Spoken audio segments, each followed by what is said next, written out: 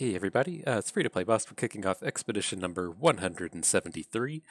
Before we get started with the expedition, though, I do want to take a couple minutes and go over the new set 2 cards that Riot just released. The cards they're previewing come from Bilgewater, and Tahm Kench is the new Bilgewater champion. Across the board, it carries this kind of self-damage theme that we typically see from like Battle Scars type champions. We'll just have to kind of see how it goes. There's a lot of self-damage to the own units from Wazfra up here in the top right, Shakedown here in the top left or on the bottom right. Looks just to be cards that play pretty well with like the regeneration theme out of Trundle, the self damage battle scarsy kind of themes out of Braum and not Swain, but Vladimir, and so we'll just have to kind of see how these pan out. But objectively, these are things that Bilgewater is really looking for. Tahm Kench on his own has me extremely. I shouldn't say extremely worried, but this is a card that seems a little overtuned for Expedition. Um, it doesn't feel like a card that I'd want to be playing 3 of in our deck, and it doesn't immediately do anything, which is, a bit of downside, but he does generate a removal spell every turn of the game. He generates these acquired tastes, which are, it's a slow spell.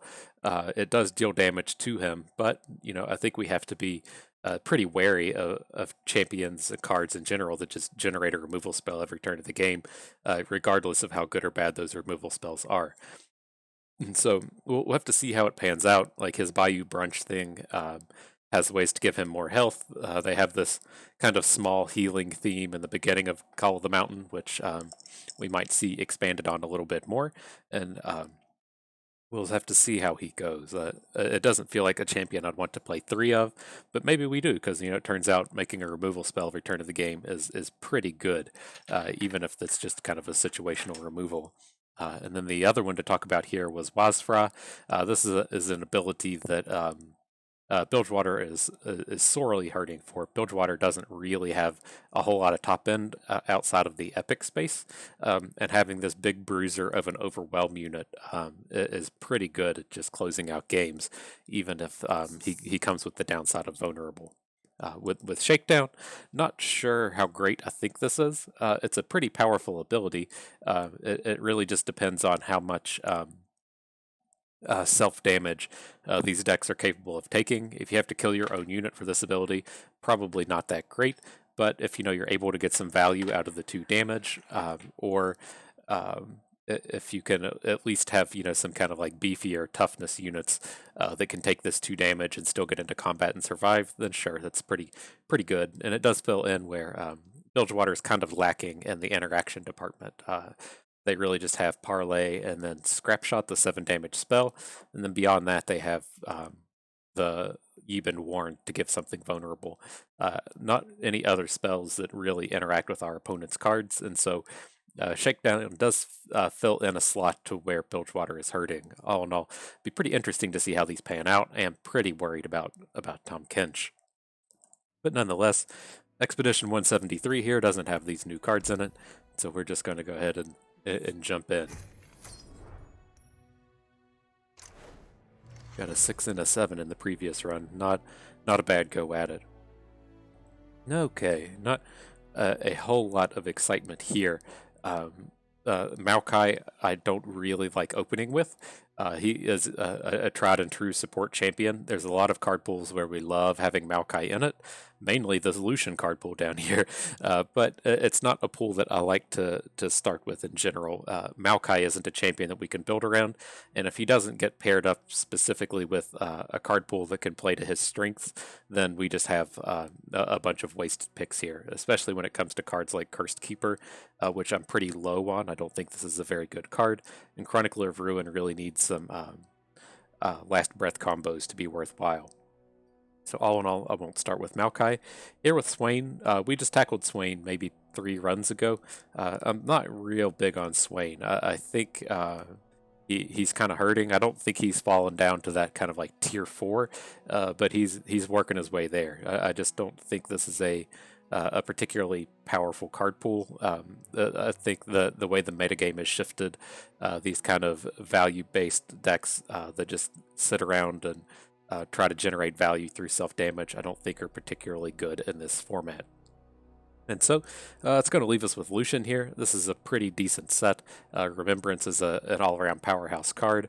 Purify is reasonable. It's not one of my favorites, but it's fine.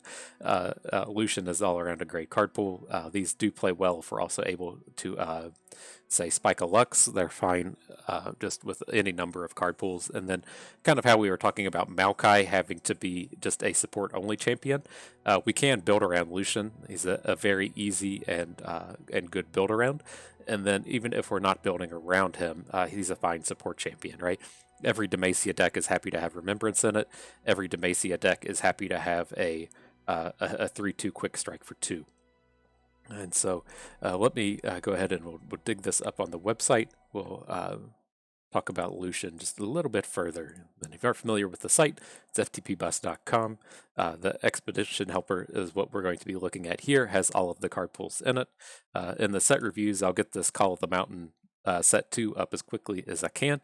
It shouldn't take too long into next week since there's only 40 cards in set 2.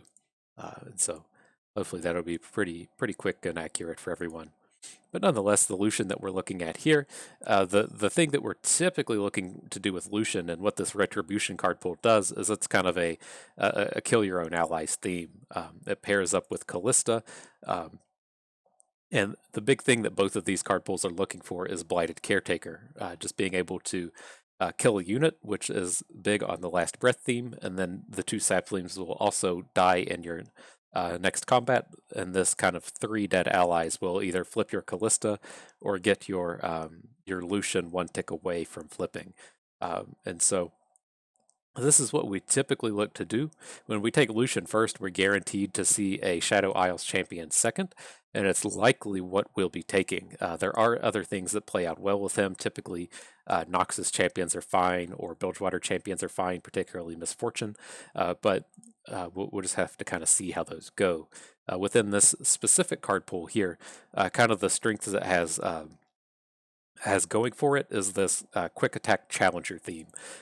If you caught our run yesterday, you did get to see quite a bit of the strength of Young Witch plus the 5 attack challenger from Noxus. This pool can do a lot of the same things. If we're looking at Lucian and we're looking at Senna, giving either of these quick attack or giving either of these challenger gives us a whole bunch of really powerful combats for a deck that wants to be really aggressive anyways. So you can use either Laurent Duelist or you can use On Guard to be delivering quick attack to your units. Otherwise, Fleet Feather Tracker, all around one of the best 1-drops in the game, curves out extremely well with Lucian. And beyond that, it's once we get outside of this early game kind of ultra aggro draws with Lucian and Senna and Fleet Feather Tracker, we do kind of morph into having a lot of value cards between Silverwing Vanguard making 2 challengers, Vanguard Redeemer coming in play to draw a card, Grizzled Ranger Last Breathing to make another unit.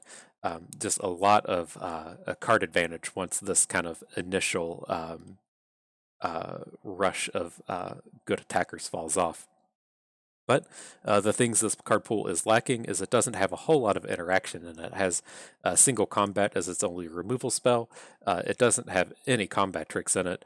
And so, if we're really looking to do a lot of combat with this, we're typically looking for another card pool that can work these combats alongside it. Either something that has a lot of combat tricks in it or something that has a lot of early game units in it.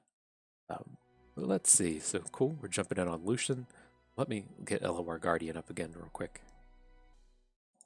And there we go. Nailed it. Lucian has the best value here. Easily what we're taking. And cool. And so let's see what else there is.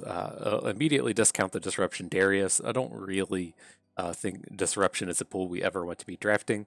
It could be okay here. I'm typically pretty okay with pairing Lucian with a Noxus champion. There's just a lot of good combos with him. Those combos just don't exist in Darius. Well, they exist in Darius, but on the Noxan might have. With this, we're typically looking for, say, like a Katarina. Lucian used to be paired in Relentless with Katarina, where we're trying to make multiple attacks in the same turn. They they play pretty well together. Just Darius doesn't have a lot of cards that we're looking for. None of this combat assistance exists here as well. So it'll come down to one of these other two. I'm going to have to pull up this Nocturne real quick. I feel like this is just a whole bunch of aggressive units, and it doesn't have Blighted Caretaker in it. Luminous Dusk. Oh, it does have Blighted Caretaker. All right, so that's certainly a reasonable card pool for us to use. This would just have to be just kind of like a straight up aggro deck. Not a whole lot of interaction happening here either, but the Blighted Caretaker is the big one. I was really actually hoping for a Maokai to show up, so you can do the Blighted Caretaker Neverglade Collector combo, but you can't always have that.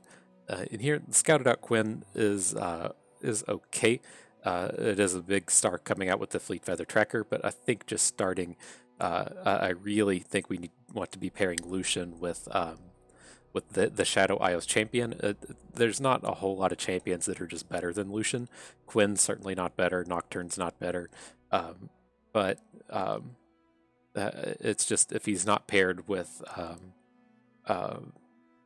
what is the Shadow Isles, you just miss out on so many of your big powerhouse draws. And so, I mean, this Nocturne does at least give us a little bit of a way to interact in his hero power giving vulnerable. Has some great early game 1-drops here to pair off with Blighted Caretaker, and I think this will be a pretty reasonable pool once we get this pulled up again. The big thing to call out here is Atrocity is all over the Shadow Isles pools now. We should pretty easily be able to get a 1 or 2 Atrocities. We typically only want 1, but it does show up much more frequently now, and it does kind of boost up the value of Scuttlegeist and to a lesser degree Rasa. I say that with Rasa because yes, it's has 7 attack, but it's most of our games won't go to turn 8. That's why I like Scuttlegeist a little bit more in these style of decks. But nonetheless, the big thing to note when we're trying to build around Blighted Caretaker is our 1-drops are super important. The 1-drop that we'll actually be looking for here is the Hapless Aristocrat. It's just such a great unit to just put down. It can kind of interact with the board if we need it to. And then if we interact, we still have that Spiderling left over that we can sacrifice to Blighted Caretaker. We just kind of really have to watch ourselves when we're trying to play like Bark Beasts and Onlooker and Warden's Prey, Challenger Bird out of the Demacia side, because it's just one of these things to where if we're trying to line up a Blighted Caretaker on 3 or 4, and our opponent does something pretty reasonable like play a Make It Rain or a Twisted Fate or something, and then they just wipe out all of our 1 health 1-drops. Pretty tough to recover from and get a good Blighted Caretaker down, but that Hapless Aristocrat being on board is a pretty great way to guarantee that your Caretaker will come down. And so yeah, here it's a similar issue that we ran into with the Lucian side. The only interaction here is Unspeakable Horror, so the only removal spells we'll have specifically out of these pools would be Unspeakable Horror and Single Combat, and then the top end here is not like super exciting as well. Dusk Rider's not going to play out well because we're not going to be a big Nightfall theme. So we'll have to see how these pan out. It's like we're taking this pool almost strictly for Blighted Caretaker, but I think it's going to pan out better than taking the Quinn. All right. This is a pretty easy Fleet Feather Tracker. Don't want Fading Memories. It just doesn't play out particularly well here. It can be okay if we were going to end up in a Nightfall heavy deck, but we're just going to be building around Lucian and not Nocturne. Lucian is a borderline tier 1 champion, and Nocturne, I think, he's typically like a tier 2, but he's closer to a 3 than he is a 1. Lucian is just all around fantastic. And here, we don't want these Noxus cards. We're picking up a superior 1-drop to the Warden's Prey. This is just all around a great set of cards. Okay. I'm always kind of interested in Stirred Spirits. Whenever we have these decks that have like a whole bunch of Fleet Feather Trackers in them, just being able to boost up those challengers is a pretty great deal. Although the Harbinger is going to be pretty weak here. All in all, this is a pretty weak pack. I'm kind of half tempted to just take these units, but I think For Demacia has kind of been growing on me. We're definitely just going to be like evolving into a go wide deck, and you can't really count on Vanguard Sergeant to show up anymore. He hasn't shown up for like the past year. They gutted him out of all of the Demacia card pools, but I think these are just closer to the cards that we're going to be wanting to play. There's an argument to take Chainvest Cytherea, but this is kind of like the bottom end of 1-drops that we're looking for. I either want the value 1-drops or more interactive 1-drops, and I want just this random 2/2. So we'll take the For Demacia. Not really the point in the run where I want to be taking it, but I think we're just going to be kind of stuck with it. And here, I'm going to continue down with this Retribution path. We do want one Rekindler in our deck. It's just, there's quite a few combos that that come out from this, whether or not it's, you have your Flipped Lucian that comes back into play, or if we're using something like Chronicler of Ruin to get a champion back two and 3 times. Just a lot of great things we can do with the Rekindler, and then the Redeemer is a pretty reasonable mid-lane card in this kind of deck. We really just need to watch out for our 1-drops now. We got to kind of be pushing our curve down. We've been taking a lot from the top end of this side. But here, it's as I say that, like as soon as the pack came up, I was like, yep, I'm just taking Bark Beast, Borden's Prey. But I think I do actually want this Senna. I do value Cursed Keeper pretty low. I think this card is extremely bad, but I do want to be trying to pick up like 2 or 3 Sennas if we're able to do it. And I do also want to keep pushing into this Retribution pool because I want to see these Blighted Caretakers, and these Neverglade Collector doesn't live there anymore, but Blighted Caretaker is the big one we're trying to get to show up. All right, well, this will fill out the top end portion of our deck with this Rasa and Atrocity, and so basically, if we're able to, the only top end that we'll really be looking to pick up here, but by top end I consider that cards that cost 5 or more, will be some random epic. We'll accept a Vengeance, and I think I would accept 1 Scuttlegeist. Maybe perhaps also an additional Remembrance I'd be cool with, but at this stage we're really looking to have the rest of our draft just cost 4 mana or less. We have really kind of just pushed into the this is kind of like a more mid-rangey value-based style Lucian deck as opposed to just like the ultra aggressive deck that I really prefer to be in. So we'll have to keep that in mind as well, especially in this pack where we take an On Guard and a Detain. I think we can easily skip over these expensive units. Fresh Offerings isn't playable. Would love to be picking up some Aristocrats, but the value on these 1-drops really starts to fall when we haven't seen any Blighted Caretakers. Okay, well, there's our first one. Paired up with a 1-drop is nothing easier than this. This is a slam dunk easy pick. Okay, interesting here. I haven't had the chance to actually play Encroaching Shadows, and it seems like it should be pretty fantastic. I'm also pretty low on Ravenous Butcher, but it's so rare that we get to actually play with these epics that I do want to give it a go. I'm not opposed to stalking Shadows in these kind of decks.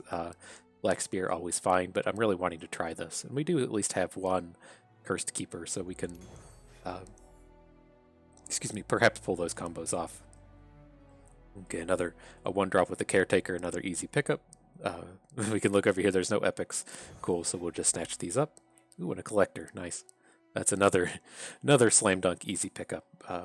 You usually don't get to see too many of these. It's just such a high-powered card. Pretty sure this is the best card in Shadow Isles. I still stand by that. So the easy picks are easy. Let's see what else is here. I don't feel the need to really just jump in on a second Detain. We already have 1. Like in this kind of deck, if we had like a Vengeance, if this was Vengeance, I would be more interested in taking it. Maybe, I don't know, the times have changed, and maybe I should be looking to pick up 2 and 3 Detains, as we've seen here recently with Sunburst.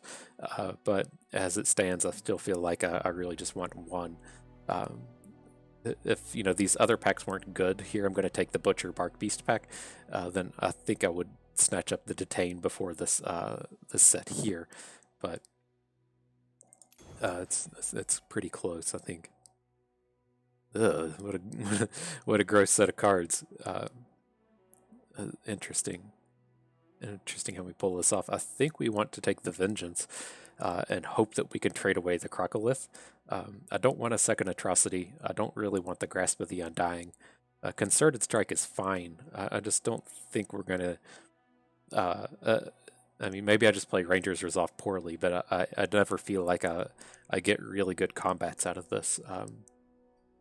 Our deck doesn't really seem situated to make this good either. I think you typically want to have a more like Garen type Demacia deck, to where you're running a bunch of 3/3s into your opponent's 3/3s, and you're maybe able to save 2 of them.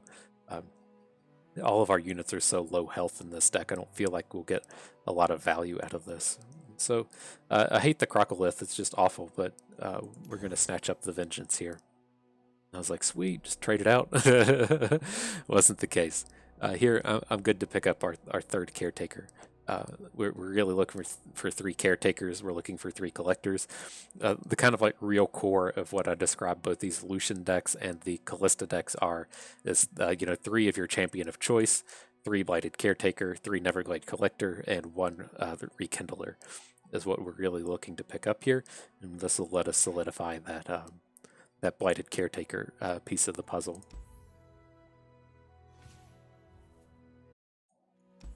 Right, let's get to it. We'll have to see how this pans out. Like, I do, if you've followed along here for a while, I do really prefer that kind of aggro decks as opposed to mid-rangey or control-y kind of decks, and that's why in a lot of these decks I always try to be pushing the curve so super low. But can't quite decide if we made some mistakes in there to where this should be more of like a mid-rangey style deck, to where we're looking to play Lucian on, say, like turn 5 or turn 6, as opposed to one of these decks to where we're just doing this doing the curve of whatever 1-drop into Lucian into Caretaker. But, I mean, we were having a lot of that conversation before we actually found any Caretakers, and we picked up 3 of them in the last, like, 6 picks. And so, it's tough. It's tough. But that looks like a start. I'm not a huge fan of this Ravenous Butcher here. Maybe we should just go ahead and get rid of it as well. We don't have a whole lot of, like, of value hits for that guy. Right, we only have the 1 Cursed Keeper. I don't know how much I can bring myself to really just keep running in a whole bunch of Cursed Keepers into this deck. I think that card is trash. But I mean, we did end up with 2 Ravenous Butchers and 3 Caretakers, and so if that's what it takes for our deck to run smoothly, then kind of have to include it, I guess.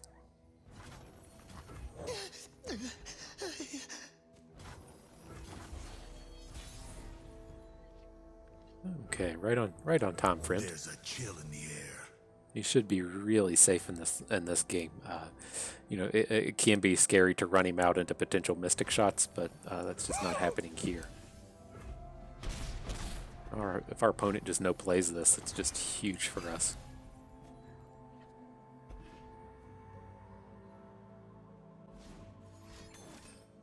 Okay.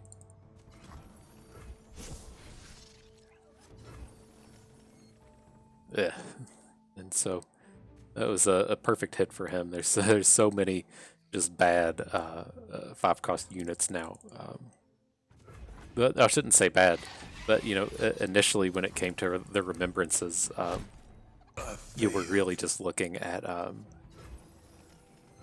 like this guy, Radiant Guardian, and then heavy infantry. But now it's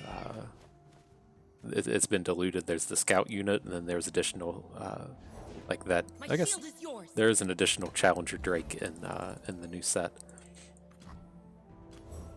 But here we're just gonna have to get this combat going.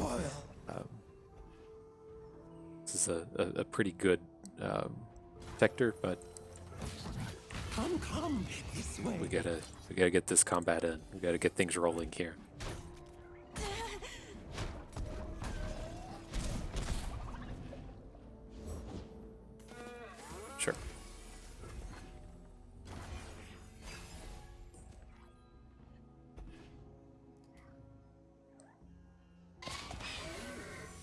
You can see here why I value the hapless aristocrats so much. Just having units on board that we can easily sacrifice to these things. Hello. Hello. Hello. Hello. It's kind of awkward. We're gonna have to spend a removal spell on his Lancer. I guess we'll just have to accept that he can gain 4 off of the Fey Folk.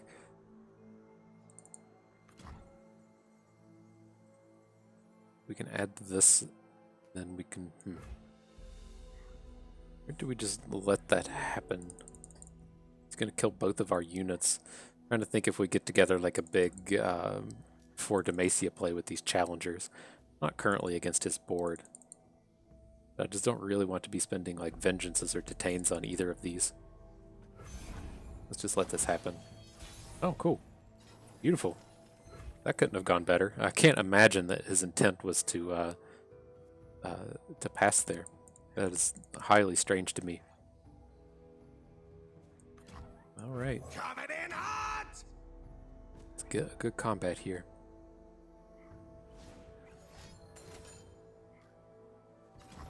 Okay, well that's just going to be a vengeance.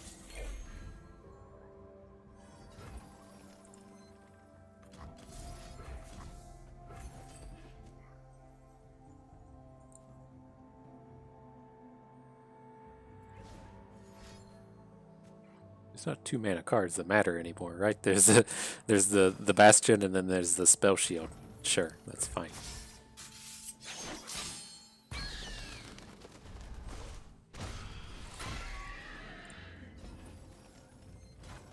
The grove follows. What are you? Interesting, he wants to keep his Herald of Spring. We are going to have to like slow this game down. He's gained too much health. But just see what we can do with this collector. Spark and I will keep you safe. Spit all over myself. This is fine. We can take this top hit. I want to go ahead and get our collector rolling.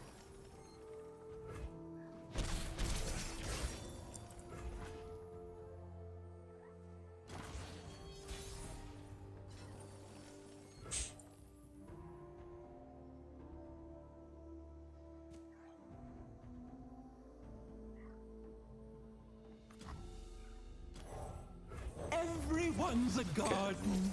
We'll follow up with a Nightfall Nocturne. Everywhere I go, the light follows. I think that's okay. Let's have to see how greedy we can get with the slugs. I plan on just detaining her is why I didn't... I guess I should say the idea is we're going to play Detain on Lux, and so I don't really care about giving her some kind of permanent vulnerability. Off we go. And here, I think we want to put all these on the left. He doesn't have enough attack points on the board to make this super relevant, but what we kind of like to watch for is if our opponent has this like really high health total, to where if he's going to gain a bunch of health and overheal, right? Say he plays Barrier Lifesteal card here and is just set up to be gaining like 6. We'd rather him just fully heal up to 20 and maybe gain 4 health as opposed to have the block down here on the right where he just gains that full amount. New recruit reporting in. New here? I'll light the way.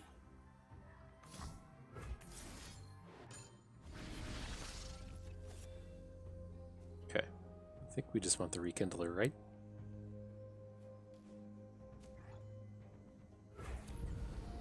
Pick up a bunch of Lucians.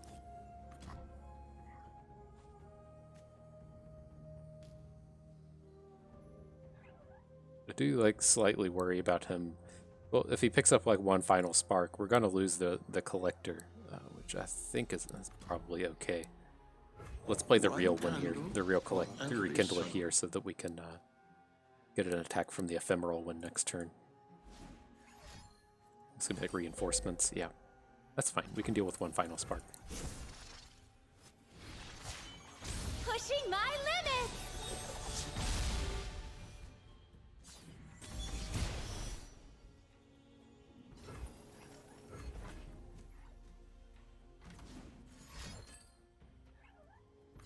Sure. By the light!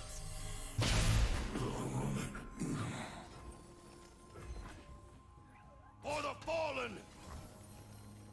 And how risky is it to try to plant both For Demacia and Atrocity in the same turn? I think that's something that we could probably pull off next turn. Then we...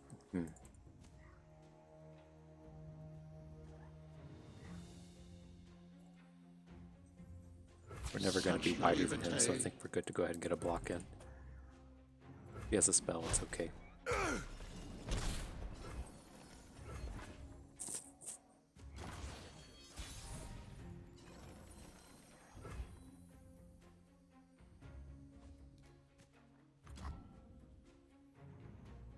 There's just no reason to detain, right? He's not gonna like burst out a 6-mana spell. We each died, then Let's get this found on. home. We can play the onlooker, then we could try to detain his Lux. This place reeks of foul magic. Rude.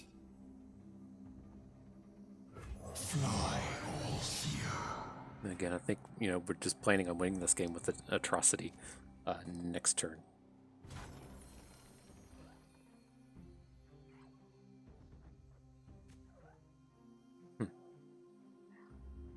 I mean, these attacks aren't good.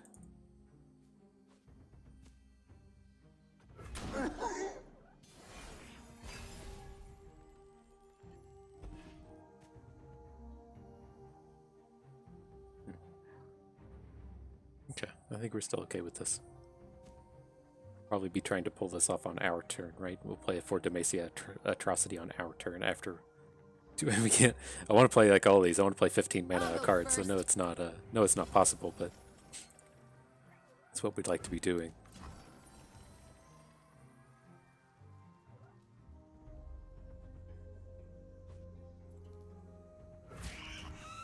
Is this? I don't want to take like the full extent of this hit. I think we've.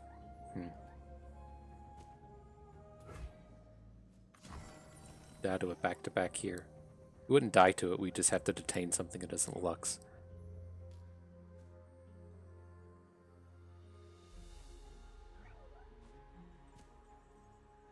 The skies darken.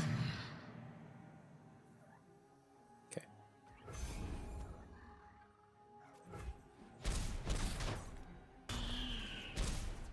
Six. It's a lot of.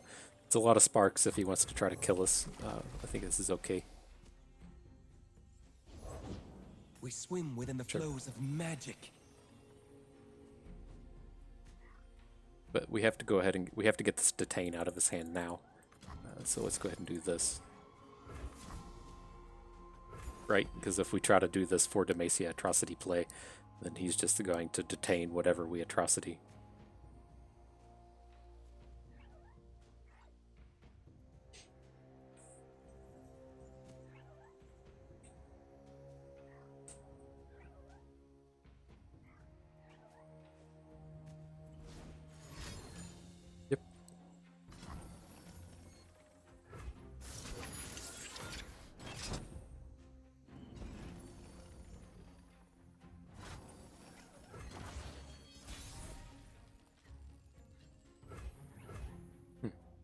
Interesting.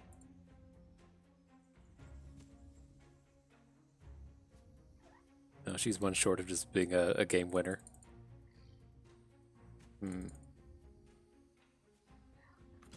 I still think I like this a little bit more. Just go for this Atrocity.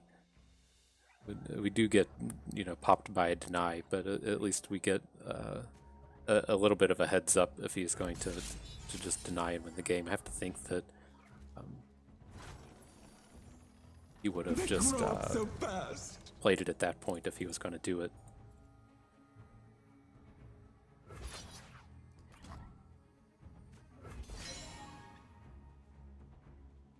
I'm ready. Face me!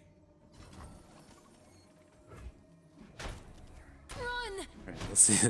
Let's see if he spends some mana. This is kind of scary. Okay.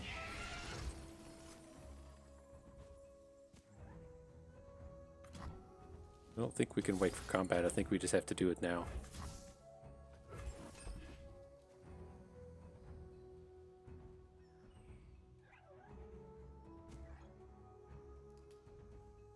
Alright. He's thinking a long time. I have to feel like that's going to be successful. Right. You typically just snap off your spell against a game winner. Okay. Feel a lot better if you would have just, like, I don't know, tapped out for Tiana or something. Cool. We're just going to take whatever the Lucian pack is. Not a particularly good one. I guess we shouldn't immediately say that because we're kind of okay with taking Callistas as well. We don't have a whole lot of Lucian combos. We just have the one Senna, the one On Guard. We do have a bit of the Callista build around goodies with the Rekindler. And the big thing we'll have to watch is I really didn't intend on bringing Nocturne back via my Rekindler. I was hoping to bring Lucian's back. And so we'll have to try to at least be a bit mindful of that in the future. But here, I think these value cards will be okay. We went on and on about how hard it is to find removals in this deck, and then finding the Black Spear is pretty useful. Can't believe I'm gonna say I wish I had some Cursed Keepers in this deck, but that's my feel. Not having any hapless aristocrats is pretty painful. Here, I'm gonna keep the Collector. I think it's too good to pass up. You know, if we were in you know, like a 3-win state where we have our 3 Lucians, then I think we can kind of let these raw power plays just go away. But at the 1-win match, I'm pretty okay with keeping the Collector. I've got us He was covered. playing Gangplank, so I guess this makes some sense. If you're being this aggressive, he may even already have his Gangplank. Missed.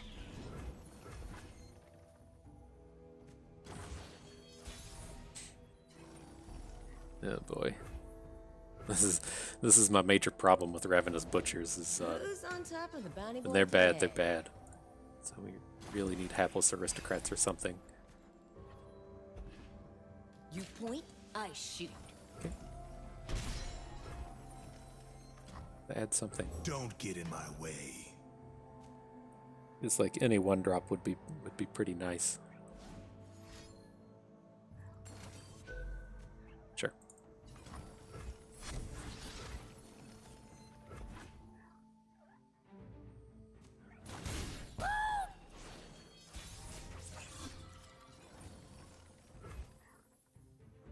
Right, well, it's gotta be you, friend. It's gotta be you.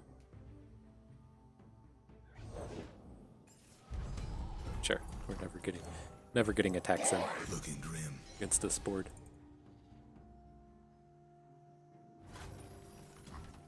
Our ancestors are watching.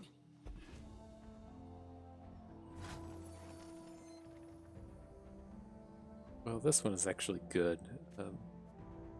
Burn away the We're willing to put shadows. 2 damage on the Redeemer. I think that's okay. Ooh, got some fight in ya. You're gonna get Brittle Steeled? Sure.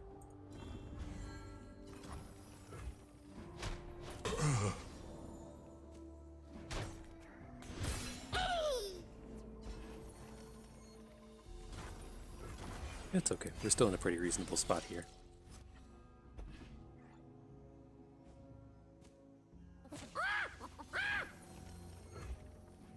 It's fine. We'll be able to recover a lot of this health with our Collector.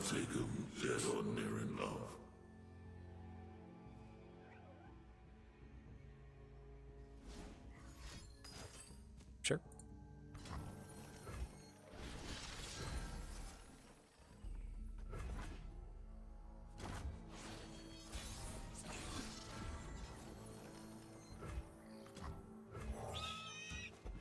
pretty big board. It was quite the ideal turn to be drawing Nocturne.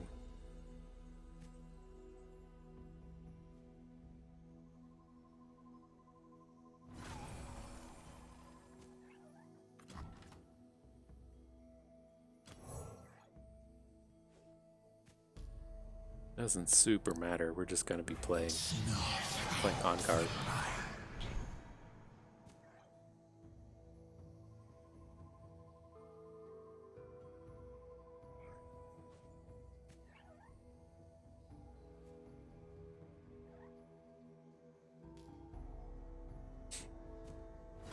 No, I'm not playing the Gangplank yet. That's fine.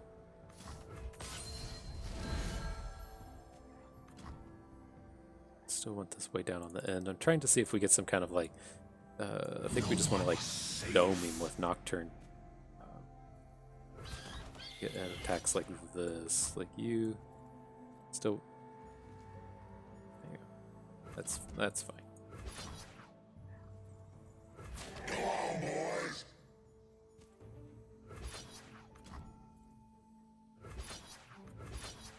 The fear grows. That works for me.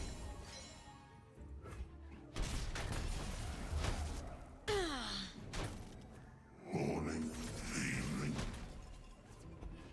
See, the only real worry I have here is if he has some kind of powder keg play, Dead but men tell my tale. it should be pretty tough for him to get big powder kegs. I am reborn of salt and brine. Can't open with this Gangplank, which is kind of annoying, but Explosives.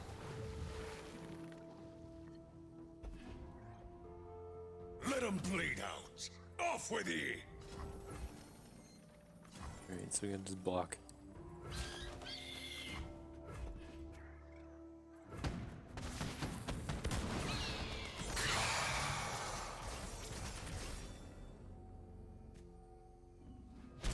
And there's no actual reason to just vengeance this turn, right? Outside of being mana efficient, maybe we should do it to be mana efficient. Kind of don't want to do it because if he has the second Gangplank, he just plays it. I just don't think we can play Lucian and just bank all that mana. Cowards.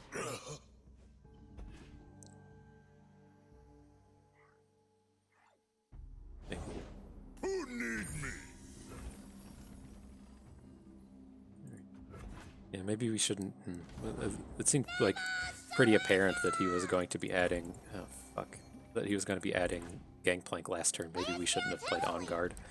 This board wasn't particularly good. I think we're pretty screwed now. We're in such a good spot too, even being 2 cards behind with these Ravenous Butchers.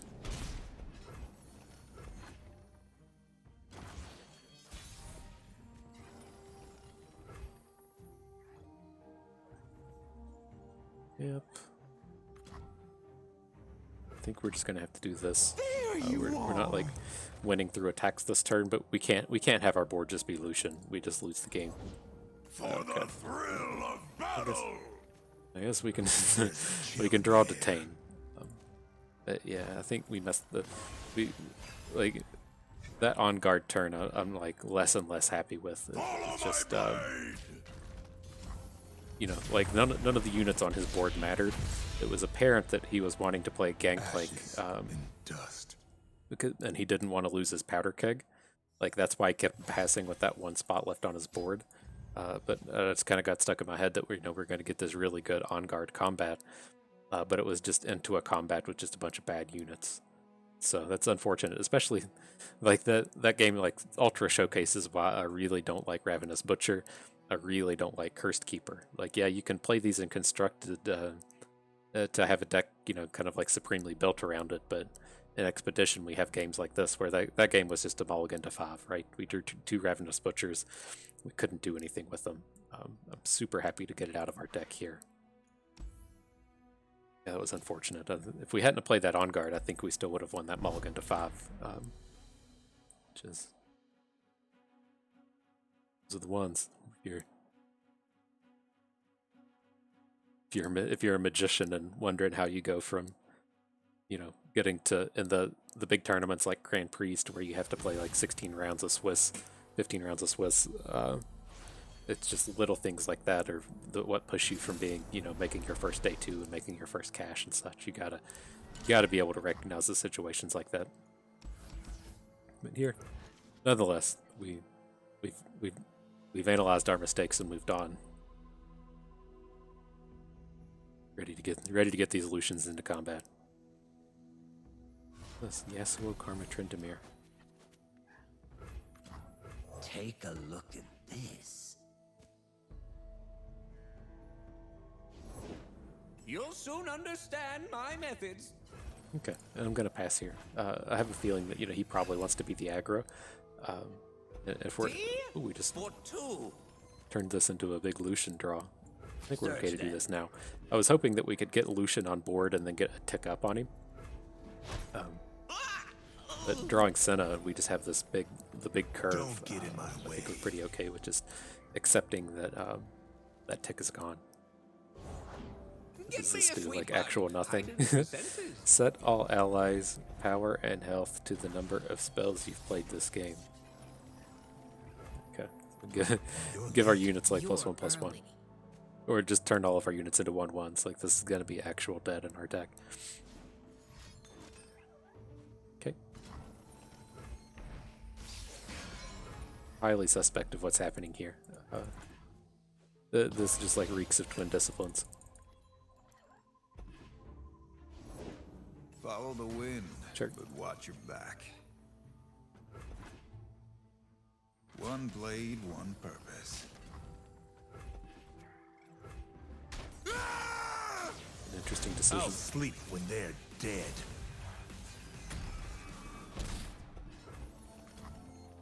Remember the fallen. Right. This is some of the power in the Rekindlers, bringing back these flipped Lucians.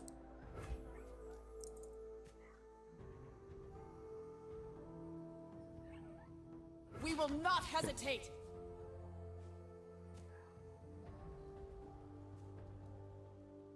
Oh, how wrong can this go with us still being okay with it? If he has twin For our disciplines, we can allies. purify out of it. I think this is okay. I'm still pretty confident that he has it. Training. Concussive Palm, sure.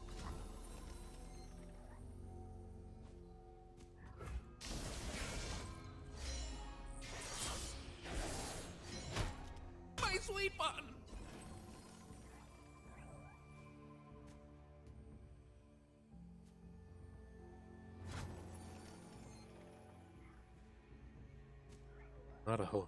Not a whole lot we can actually do here. I guess we just have to bank. Awkward hand. The dragon lives. You would test my steel? Too damn soon. It's gonna have another stun for us.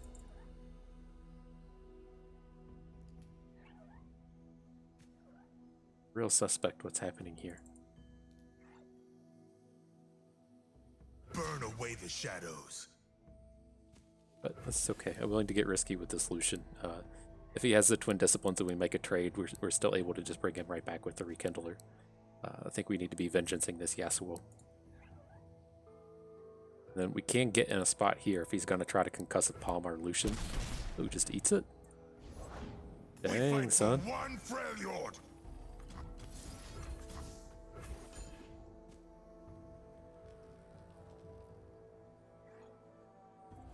Got that deny protection? Sure.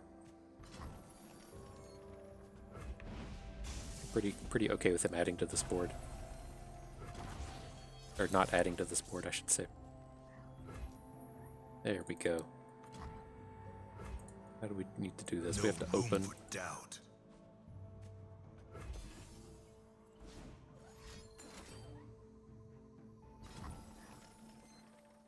Okay. Terrain here is opinionated. Sinner.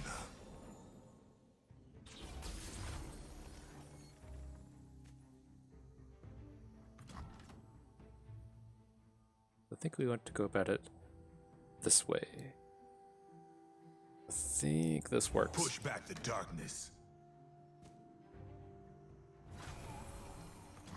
Lucian, add Onlooker.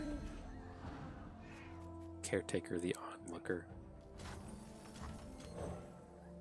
Everyone's a garden. That didn't work. Fuck. That's so weird though. Like our. I mean, I know our Lucian died, but he wasn't in play when that ability happened. Okay. Here's what it is, I guess. No, no, no, no, We'll block here. We can purify through a combat trick somewhere.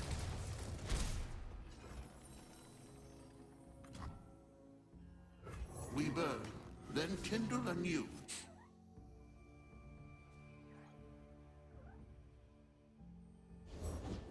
Make way for trolls!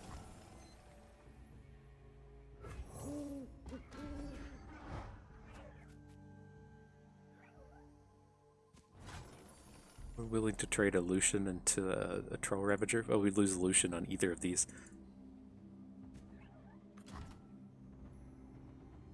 Not real interested in this attack happening. Let's get this out of here. And then we'll just forward Demacia next turn.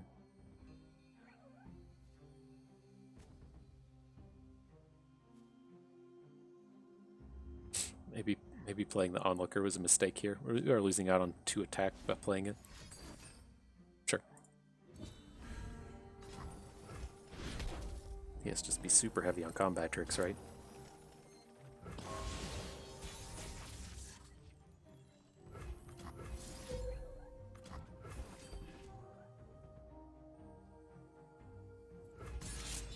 Alright, should be huge. A stun would be unfortunate, but pretty big time attack that we're able to put forth You'll here. thank me later. Oh, and he's got an actual unit in his hand.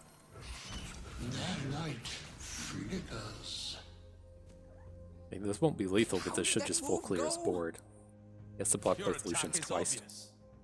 Stand and defend!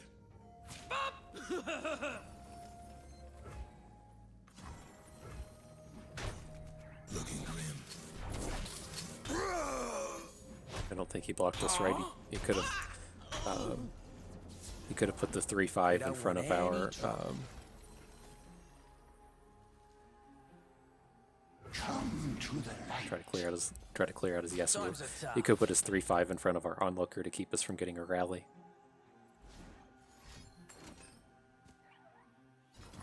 Sure.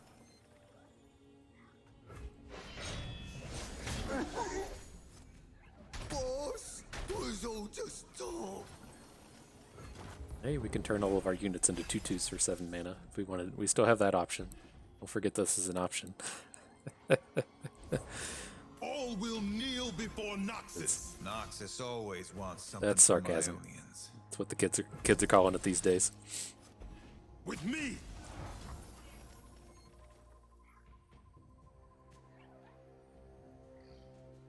Are we lethal here? No, we can do this.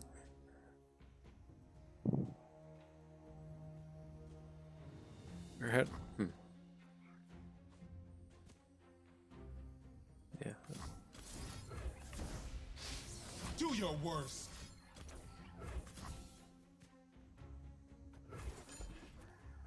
There might have been a sequence there where we could have lethaled out of this, but I don't think we ever lose the game from this spot. Yeah, it's getting a huge open.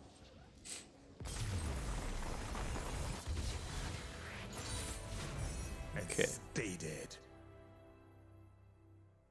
That one felt a lot closer than it probably needed to be.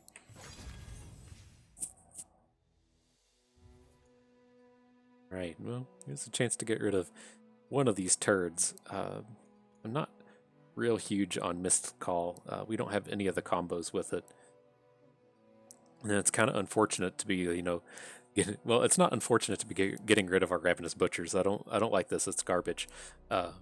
It's just, you know, one of his combos is the Undying. I think, like, have we ever been in a situation where we could even play a Crocolith this run? Not sure, but I think, you know, we can kind of like build a board to where we might want this random 7/7. I mean, we do have an Atrocity in our deck. I think it's just going to be much harder to pull off a successful Butcher. And this the Undying at least plays to the aggro theme marginally.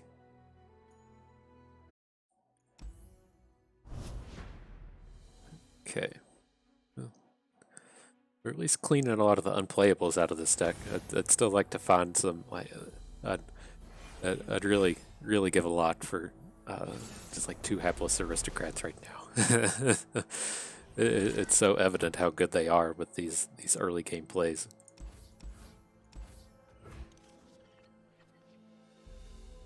Right, the first encroaching shadows ever.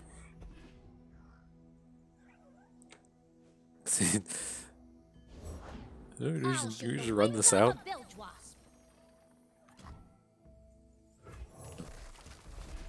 You just make a mana next turn and play this on 3. No, you can't. That can't be right.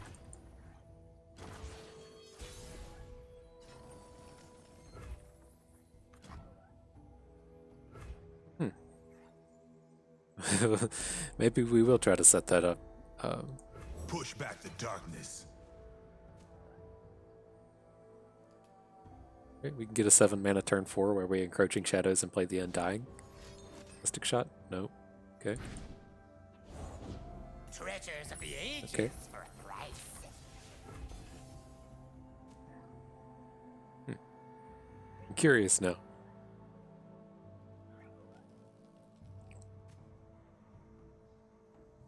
It just this does not combo with the flipped Lucian. That's a fact. You're not getting a whole bunch of attacks in with your ephemeral units. What? This is in deck and in hand. So like it doesn't hit Remembrance, it doesn't hit our Lucian that's already in play. Finger on the trigger. Captain's orders. Bullet to the face. So what punishes this, like parlay? I don't think I'm willing to give up Lucian at this stage of the game. But I am gonna go for this play. Do I think this is proper and correct? I don't know, but we're about to blast off here.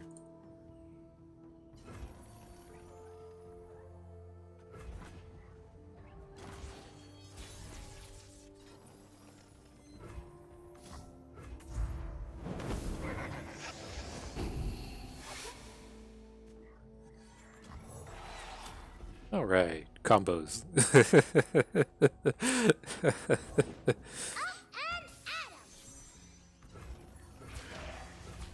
Burn away the shadows. All right, let's see how this pans out. He's gonna be 3/3 friend. Who dares swims? Well, imagine this is panning out how we'd like to see it. Missed. Okay.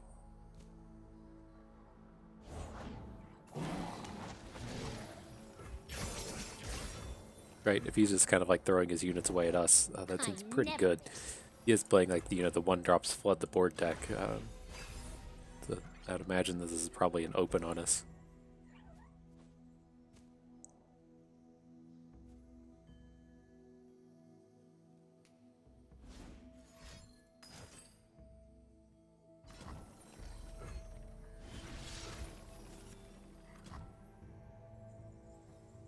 Okay, we don't have time to get Curse Keepers down.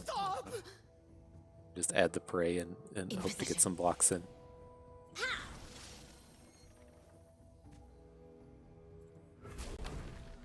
I want to go home. This is pretty suspect. It seems like he's being real spewy here. We're gonna get this flipped Lucian. Damn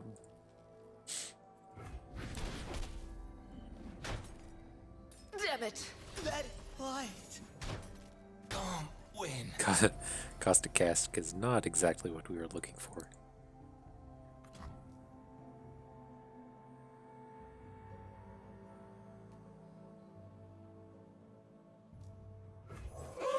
We weren't expecting callers. Okay. Like, oh god, he's got the removal.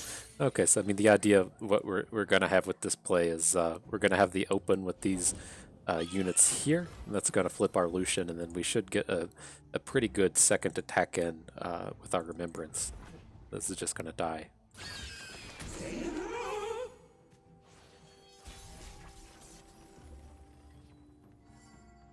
We're gonna just get in all the attacks. No room for doubt.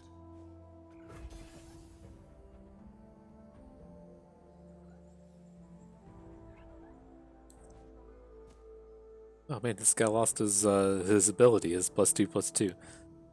I thought we were just gonna get ephemeral attacks in over and over again with this thing. This is okay. As long as we lose one unit here, everything pans out how we want. Came a long way for a bullet.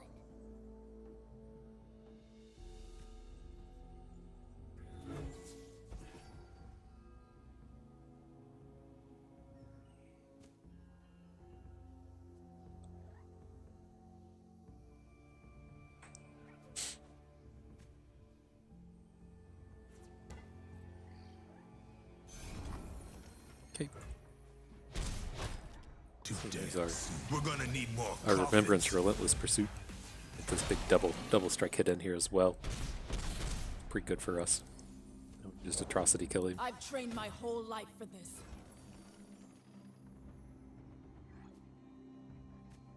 Just go for it.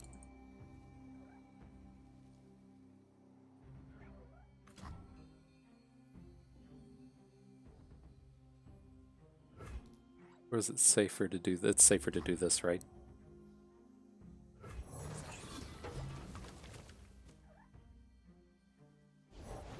We playing bilge rules, son?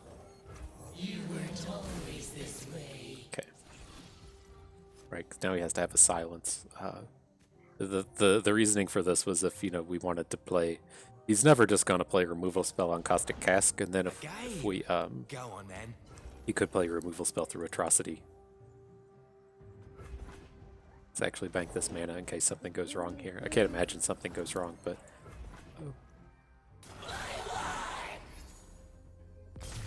Okay. Alright, let's get that third Lucian. Stay dead. Maybe I'll have some hapless aristocrats with him.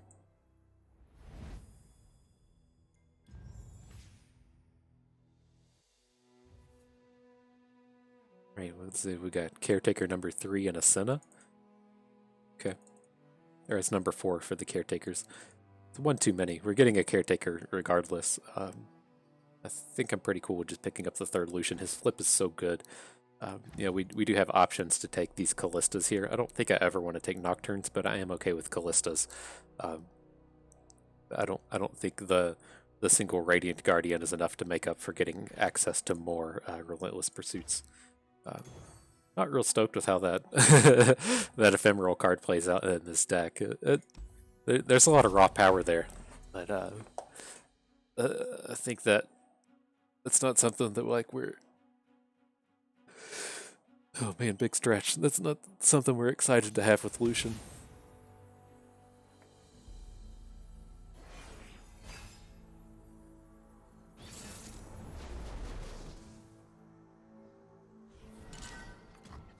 And then the full bilge water. Okay. Let's look for some curve here. Right?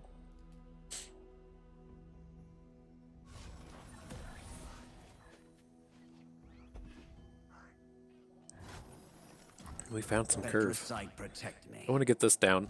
It's not our attack token, and it's the most interactive thing we have here. And it should be tough for Bilgewater deck to interact with Lucian.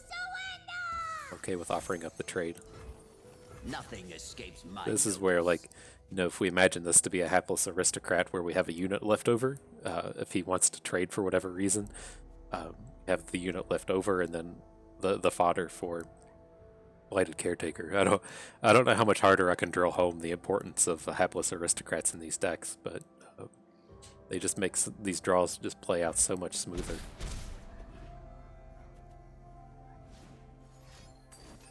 Sure. something for the road.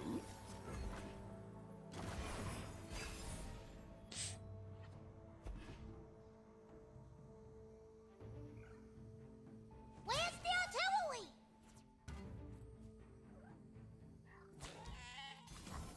I want something. I'm not gonna put our Lucian in combat, and then I want something to die here. I mean, technically we can Search them. be sacrificing our Senna here, but it's not quite the way I want to go about this.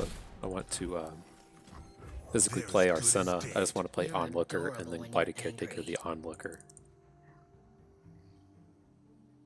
To take care of this 1-drop theme pretty handily.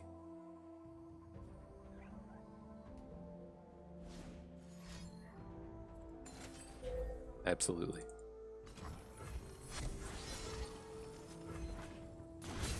Actual worse card than Ravenous Butcher. as much as I've hated on Ravenous Butcher this run, I think that says quite a bit of what I think of Monkey Business.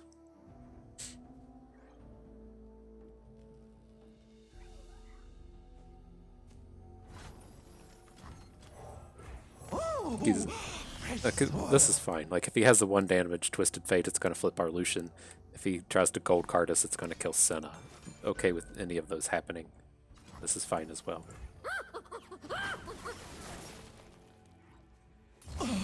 Then, I'll sleep when they're dead.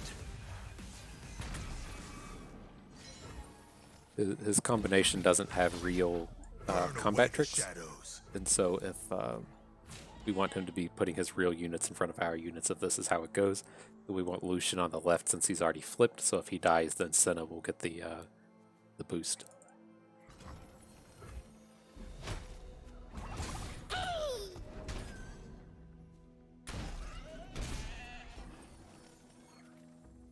Gotta save up to 12 mana so we can 4 Demacia plus the Reckoning. I never miss.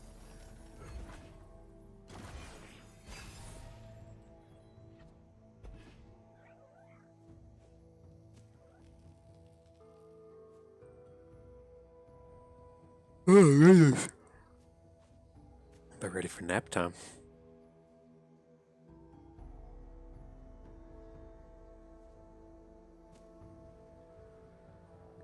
We're missing just like a little bit of gas here. We do a little bit too much top end right here before we get a big blowout turn. So I don't feel like we're completely out of the woods yet. But his ground-based combats are looking extremely bad now.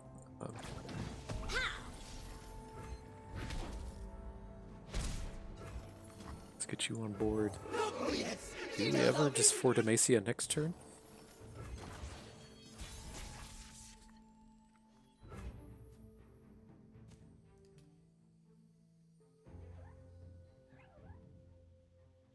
Awkward. Missed your chance to run. Oops, I think we need to do this. Same attack concept as the previous time.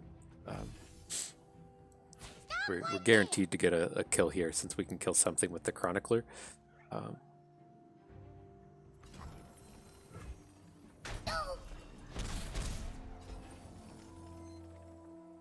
Just don't think we want to be killing our Lucian. I think we want to be killing this thing to get the bigger unit.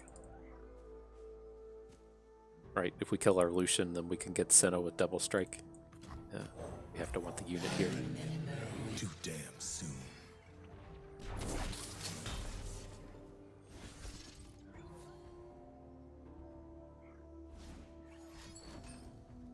Sure. And pilfer some goods.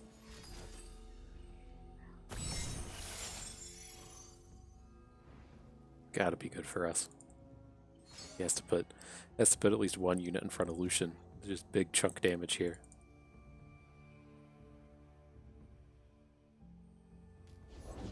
There you are. That's a pretty good pickup. Pretty good pickup. Any unit that adds 2 units to the board is pretty good here. We might actually just have to try to play the Reckoning next turn and then win with the Rekindler.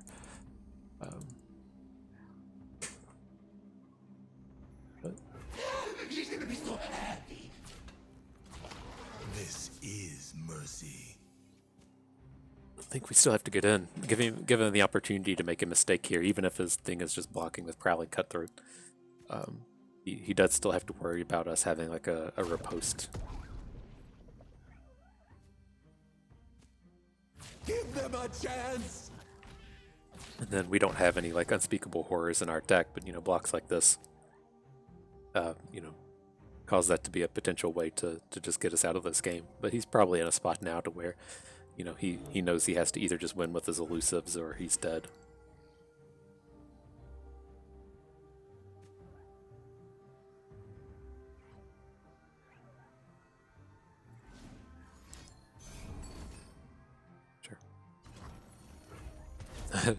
Not a bad set of pickups from the Pilfered Goods, that's for sure.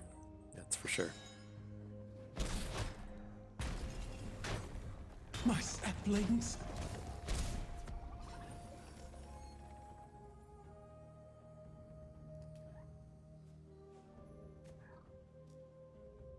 All right. I mean, if he doesn't open on us next turn, I'm pretty confident that I just want to play the Reckoning. Oh, I can't even play it. I don't have a big enough unit. Another day in paradise.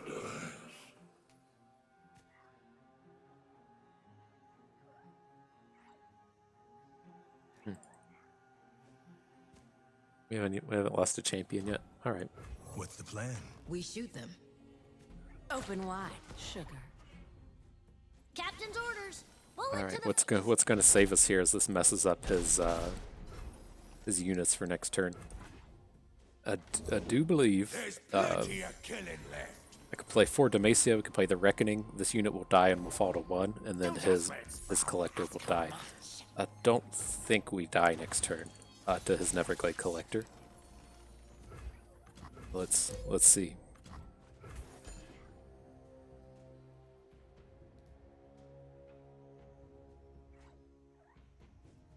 Don't kill me here. I want to see. I want to see if this works. How I suspect it works.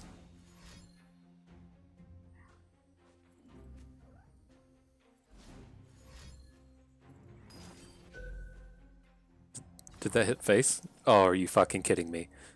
Oh my goodness. Okay. Oh, we couldn't even play the Reckoning anyways.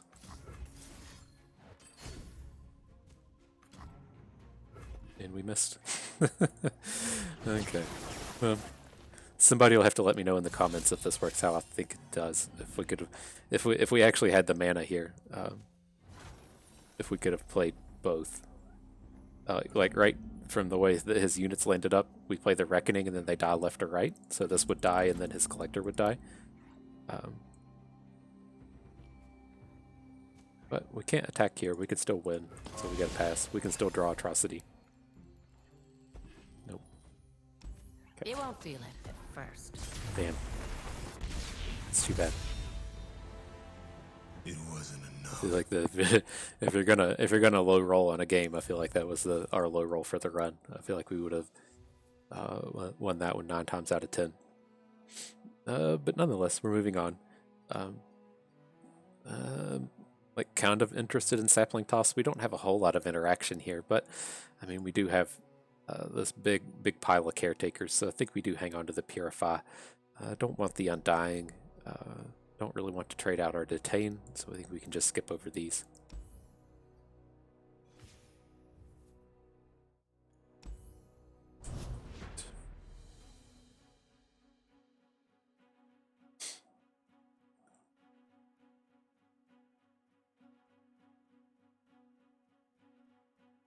Block attackers, good strategy. I feel bad. You can't hate on those, man.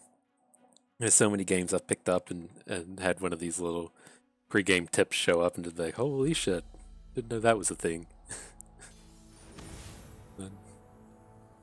Block attackers. No, it's a strategy.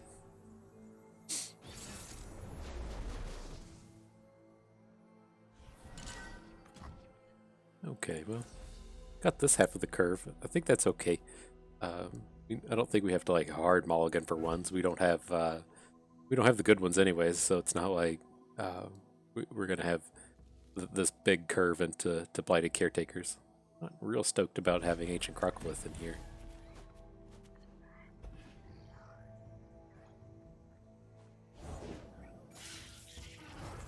Confine and contain. Furious Nocturne.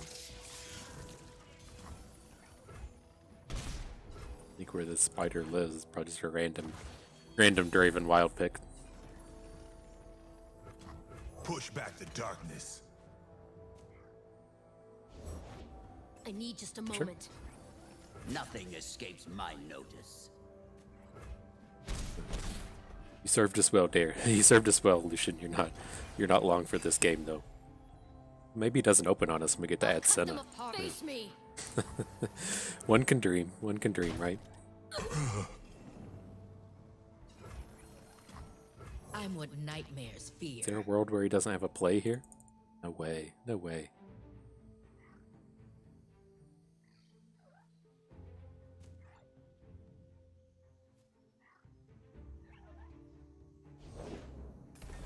Sure. Come on, bud. Okay, I don't see a whole lot of reason to add to My this board. gun This does is a the pretty talking.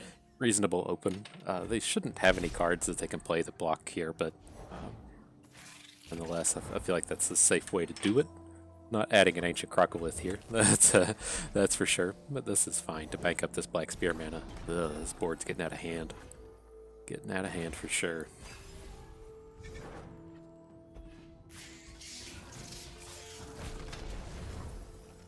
Okay. I mean, I think we need to be doing this. It's not like ultra exciting, but it does, you know, keep us above health for if he plays Darius, and then getting our chance to get the value out of this. I don't think adding Crocolith is going to ever be too exciting here. Oh god, do we ever just Atrocity to bring down one of these pets? I don't think so. I think we can still win with these Sennas. Sentinels. It's gonna be tough, but I think we can do it. Making the dead deader. Oh, kitty headbutts. FLLAS probably isn't dealing with this. We got it hard over here, boys. We got the struggles. Rasa, you're not really what we're Purity looking and for. peace. This might be one of these situations where we're just adding a Crocolith. It does present us with a lethal next turn. Find them, So catch them. we'll see. We'll see how this goes.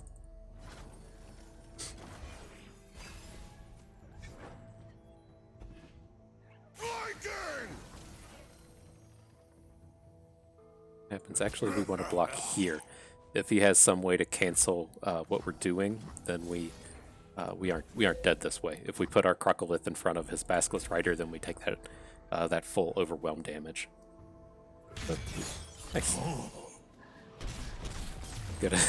I gotta at least quit hating on the Crocolith for this run. I still think it's garbage, but oh shit. Sometimes he'll come in and snatch up a victory.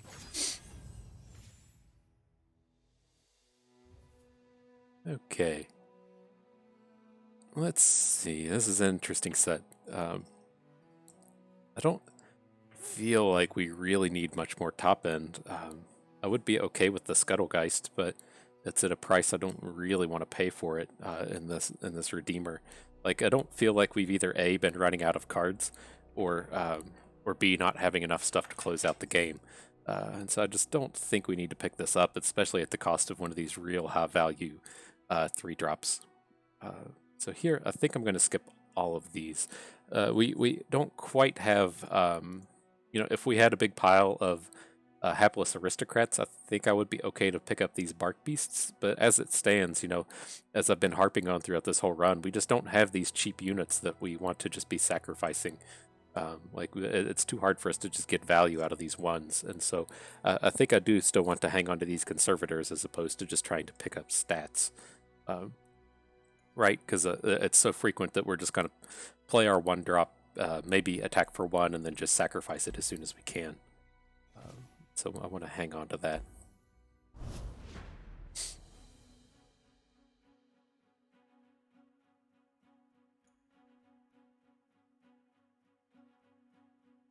Maybe the kitties are why we won that game.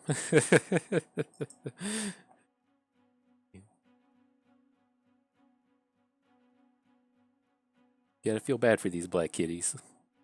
People quit adopting black kitties because they don't photograph well for Instagram. It's the dumbest thing I've ever heard. So, We think our little friend shows up on the Runeterra videos just fine. Okay, this is an easy full mulligan. There's no Lucians, there's no 1-drops. Just get rid of all of it. Ugh. We can see how this pans out. This isn't a deck that's really excited about just playing the turn 3 Remembrance, but yeah, we can do it. Trying to think how we'd want to go about it. The thing, like, you know, if you want to try to greet it with the Conservator, you know, say play the Conservator on 1 and then have the Conservator die on turn 3 to make the Remembrance cheaper and still be able to play it. The unfortunate thing with that kind of line is that we won't be able to attack with our Remembrance unit on 3. Leona Twisted Fate. Sucks to be going tall against Leona, but I think this is just how we have to go about it. and fear the Sure. heretics. Follow the horizon. I mean, we do have the option to go Conservator, Bark Beast, and then Senna, but like we can really only even attack with the Bark Beast because these things are 2/2s and 3/3s. Yeah, it just seems horrible.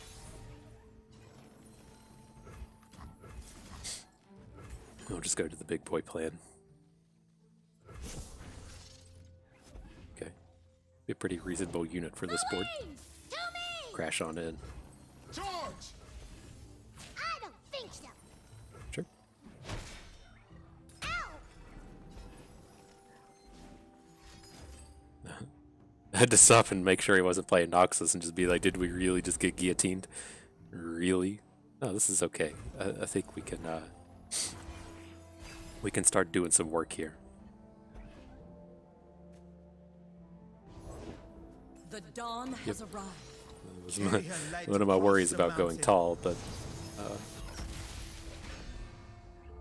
don't really have choices in what we could do there. So I'm kind of willing to just throw Senna down and have her trade with this Butcher. We just need to do some not dying here, and then things should be okay once we're able to get the Collector online. I mean...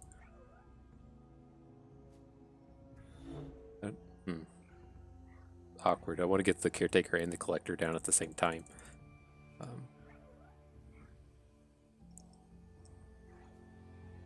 3, 6, 8.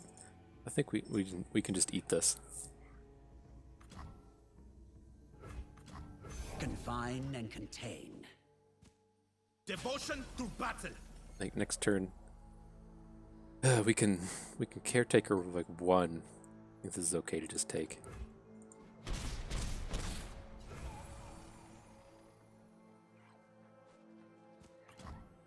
I'm what nightmares fear.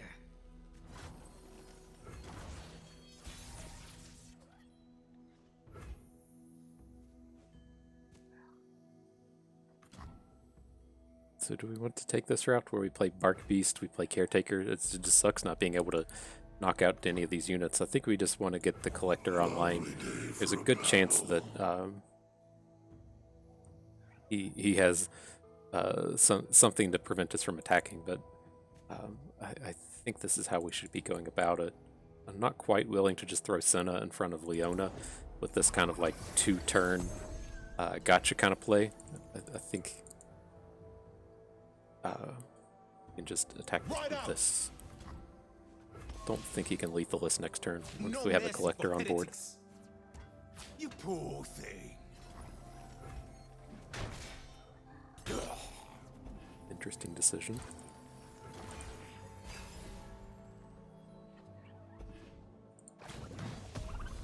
Yep.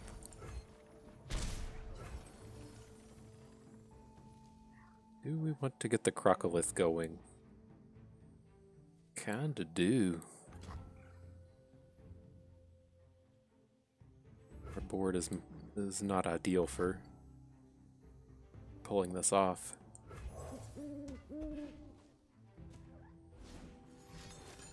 Sure.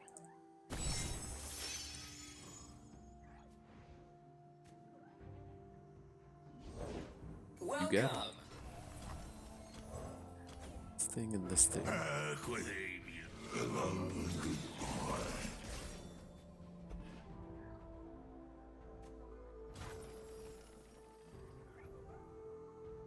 Alright, well we'll have to take note of Icequake. Might be able to do something with it. Function call. Celebrate. Got this board, like we can ace off Senna if we want to go for the caretaker. It's a pretty good caretaker this turn. Just leaves him with Leona and this thing. Okay. Served us well, Senna. Everyone's a garden.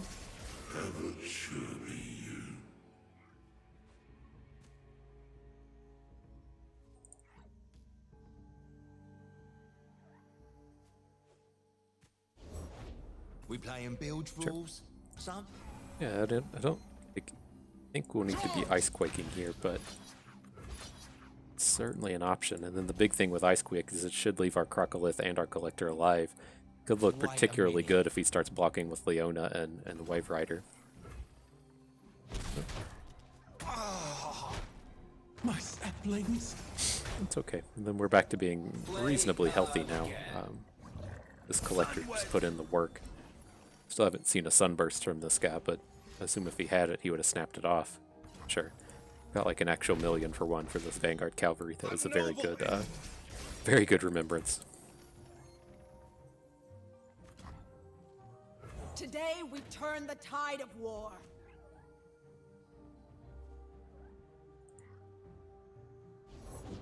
Safety will cost you. Sure. Sure. I mean, what else can you say against the guy playing the 3-color deck when they hit on their Yordle Grifters? Sure.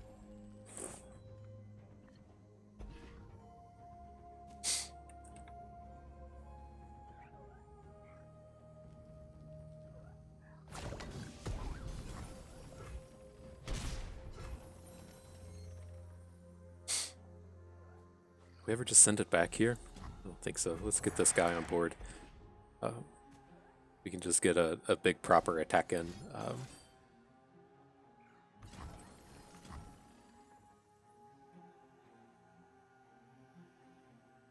think I just want to get his ability going. Might as well, right?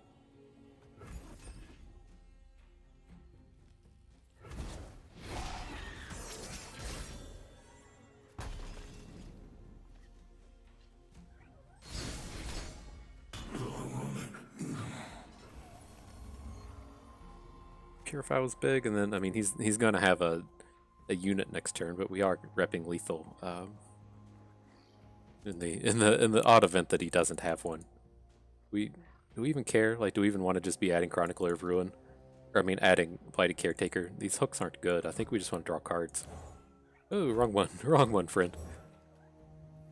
You weren't always this way.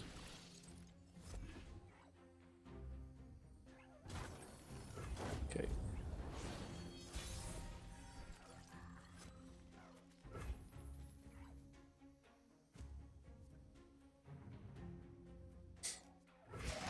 For our allies. Get in the cage. One good turn, eh, friendo? I will protect you. Okay. Reasonable to me. Sun sets. You'll get yours.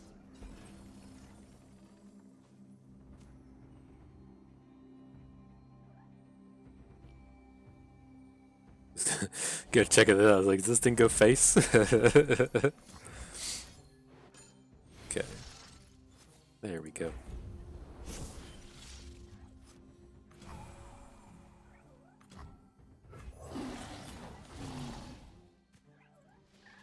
Good game, friend.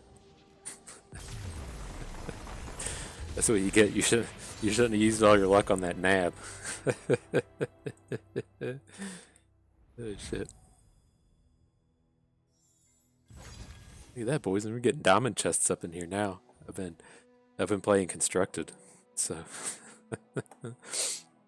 Nonetheless, okay, here, I think we want to pick up the Ranger for the Crocolith. He's put in some work this run, don't get me wrong.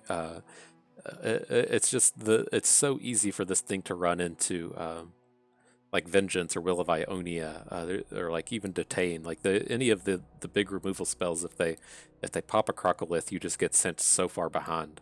And it's just not an effect. Like, number one, our deck is really built to take advantage of, and then even if it is built to a deck that's, you know, ready to take advantage of a card like that, I just don't think the times when it's good really outweigh the times when it's bad.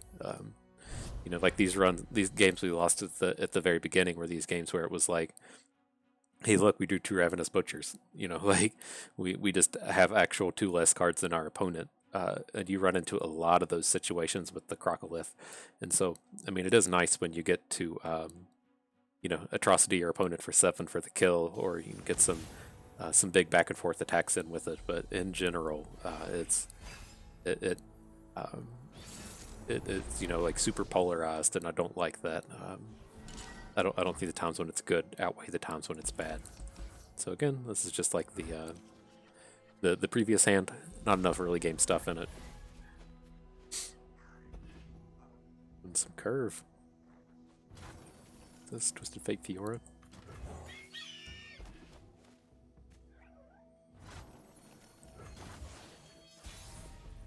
Never opening here. This Lucian's coming down. Don't get in my way.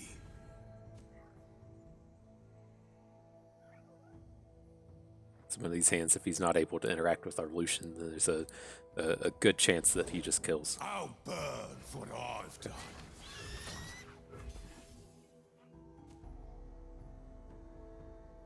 See if he's got a single combat for us.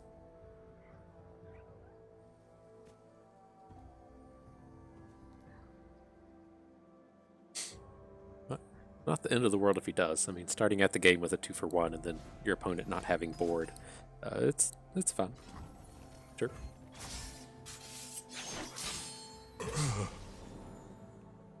You know, I do wonder sometimes if I kind of talked during the draft if we should be taking more like a more mid-rangey approach to these. I don't know. It just feels to me like when we have these curves where it's Challenger Bird into Lucian, into Senna, into Blighted Caretaker. You're never just not going for that. Okay. Better than eating. I mean, we did get the bonus from that, but I think we want to continue don't our aggression fear with the Senna. dark. Like getting double Sennas on board here is just huge. Extremely good chance that he has no good blocks here. I'm what nightmares fear. My gun does the talking.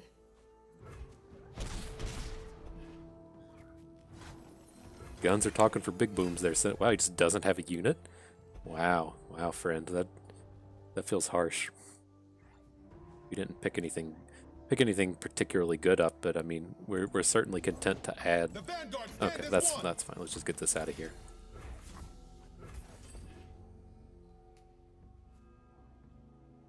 Should be able to boom in for 8 again. Oh, is he gonna have another single combat? That's not ideal if he does.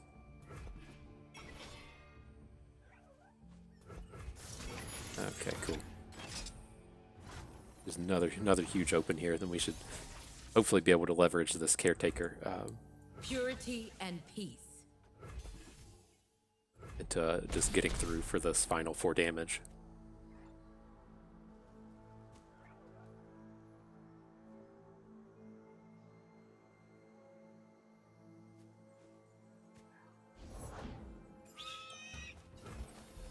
We just want to add a dude.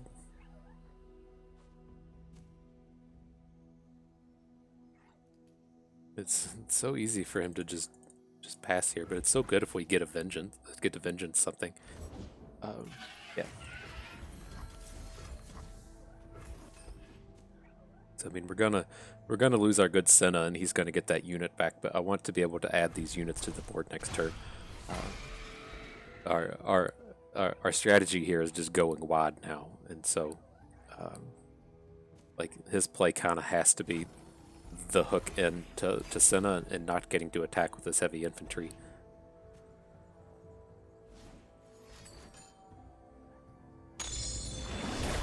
Interesting. So he just has like no spells in his hand? Why else would he be doing this? Unless he's trying to draw Devourer of the Deeps.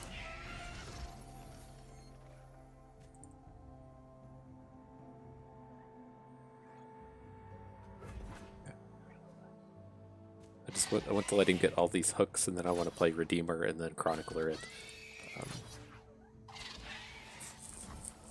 We're just kind of stuck on this board here.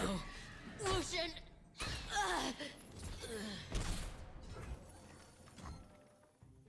Our ancestors are watching.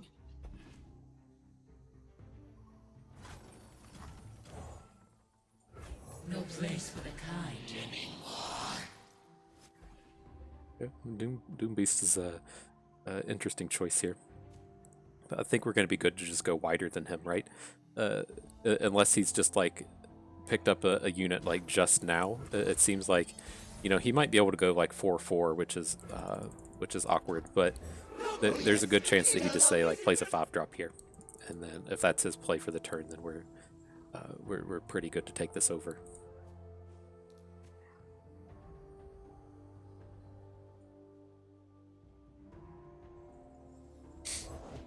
Vessel small, but she ain't lacking courage. Everyone's a garden. Right, so we should just be able to add 1 unit here. Would be a bit unfortunate if he has a Withering Whale, but not something we're willing to play around here.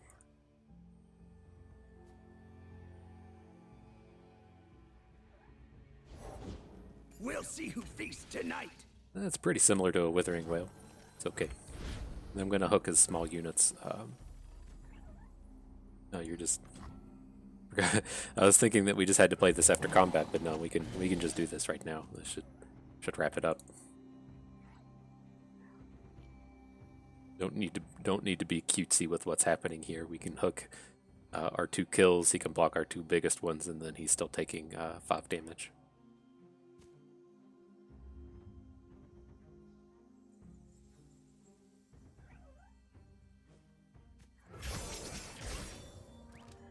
Yeah, I know, man. I know. Your draw was awkward.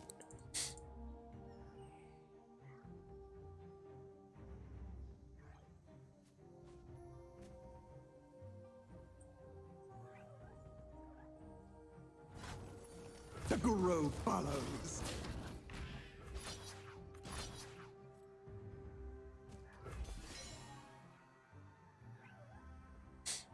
That should do it. Thanks, in single combat doesn't get him out of this. Okay. Alright, that's good. Let's get amped up and ready for that final battle. Let's see what comes up.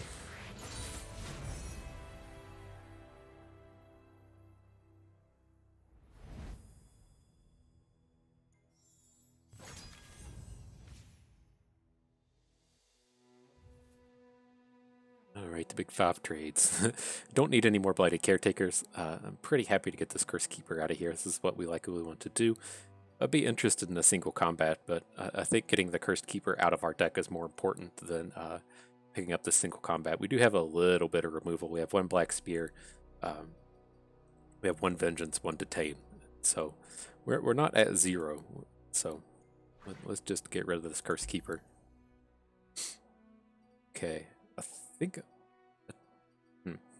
the Chronicler of Ruin, like it is interesting to have these kind of sacrifice effects. I just don't think we need it. The only real combo we have is the 2 Vanguard Redeemers. I'm usually kind of okay with it if we manage to like pick up a Doomsayer or Doomseekers, whatever the thing is, where if you have a unit die, it gives your team +1/+1.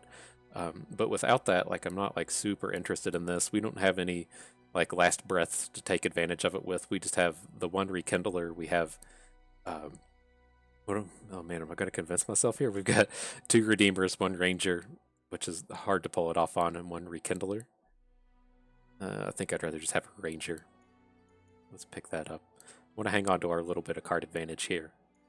Purify's fine. This isn't a Soul Gorger deck. Okay. I am interested in this.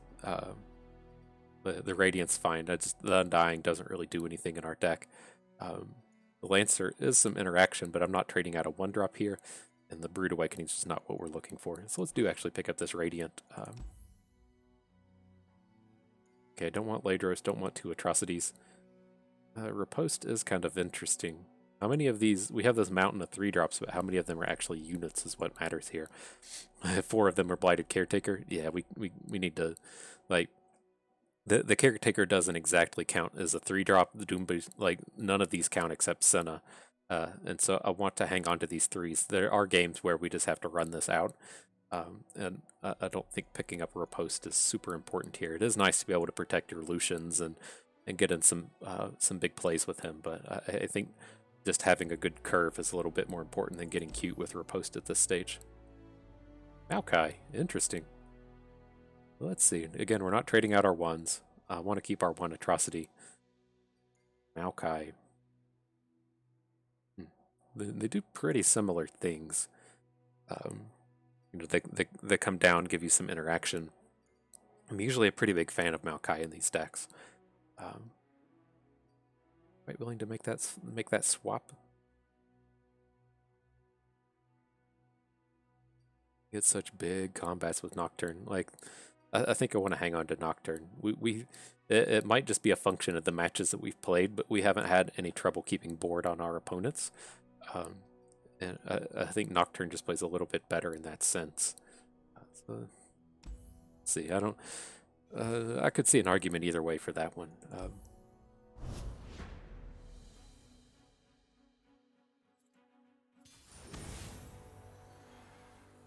What we got here? Diana Lux. This does not sound like a combination of cards that want to be played together.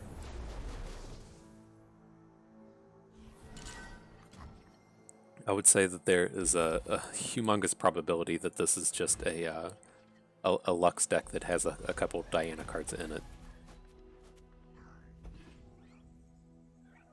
Right? If you remember any of our...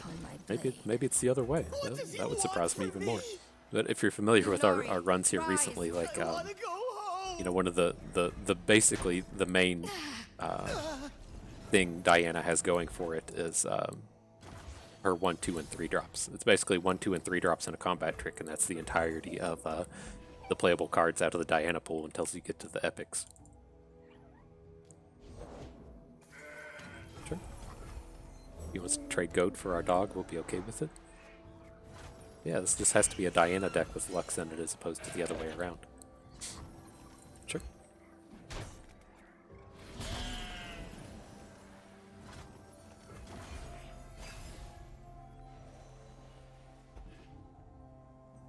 It should have a real tough time with Radiant Guardian if we're able to pop it off.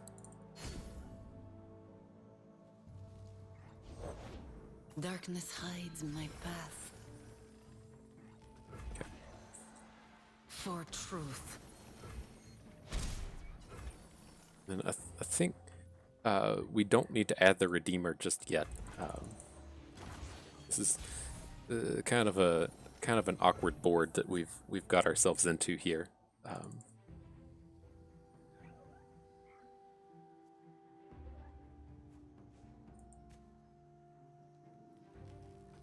Let's see if he just ships it back.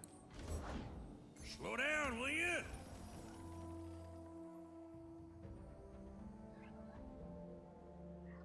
You can put damage on these, it's just not super exciting.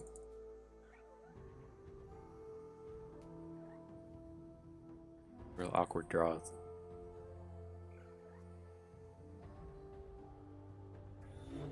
So where does that get us? This turns into a 3/4. He loses his ability to have a scout attack, and this gets a point of damage on it. And then what do we do next turn? We want to play Neverglade Collector.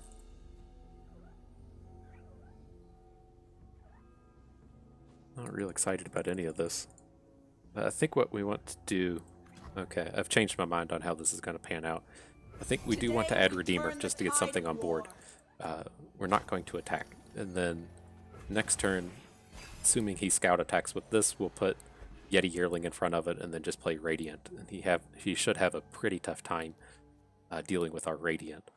And then we can just continue to slow it down. Like if we get a boosted Radiant down here, and then on our attack token turn, we get Neverglade Collector down, I'm pretty sure we can just grind this guy out. Dusk approaches. Sure.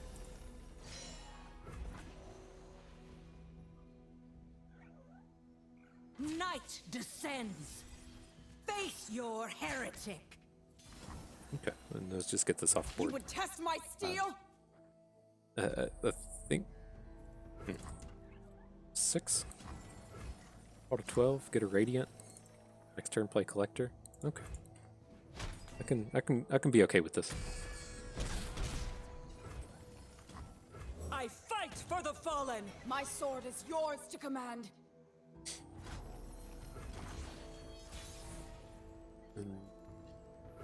I don't think he's going to be playing Luxes, but this is technically his Lux turn. I think we need to go ahead and get this attack in and not worry about the little pip of value from the Neverglade Collector.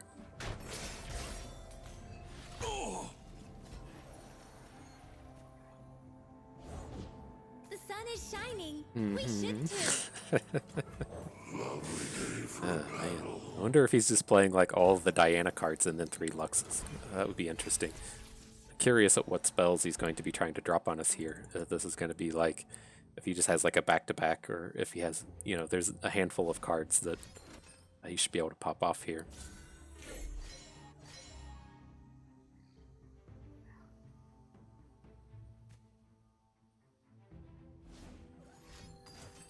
Yep.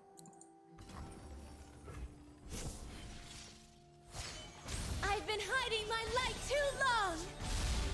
Not bad, not bad. I think we're okay though. We're gonna lose our Collector.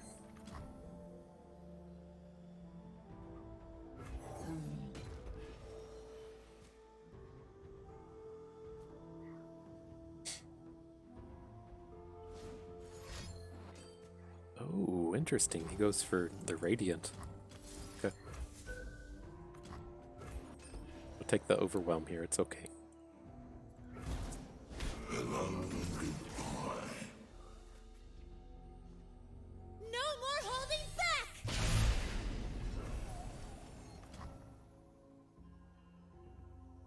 Don't get in my way.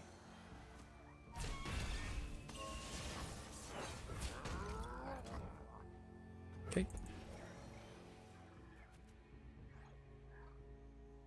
And Combat Trick? Combat Trick is gross. You got the Pale Cascade as well. Sure.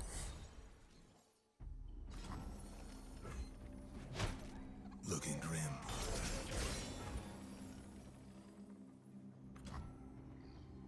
Alright, let's mess some folks up. I'll be bringing everybody here, right? I cannot turn back. Okay.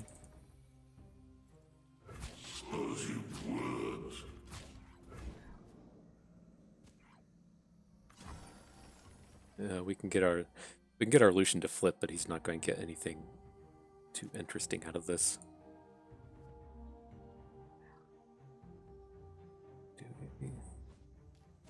Do we ever just try to flip our Lucian here? That doesn't seem right.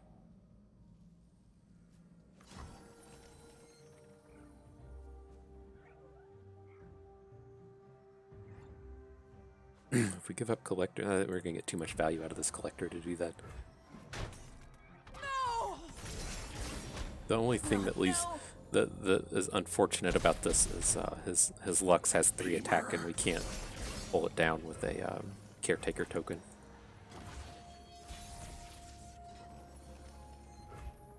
All the Caretakers. Let's do it like this. And hopefully we can survive a little bit here and then just get a Rasa going next turn. Sure. That's going to be a final spark. We're going to we at least get the opportunity to flip our Lucian, so if we're able to pick one up at a later turn. That's pretty brutal. Everyone's a garden. We're gonna need more coffins.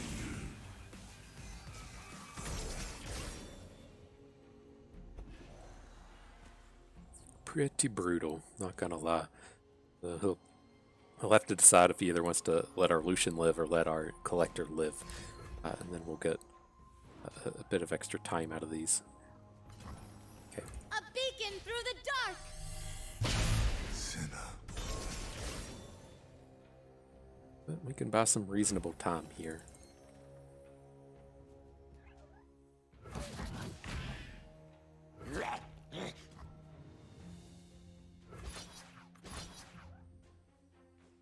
I think we want to keep our caretaker around.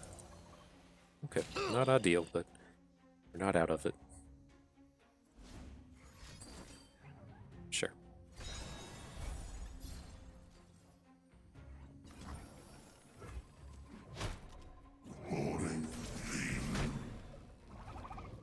Might be too much now. Losing that Badger Bear is pretty big here.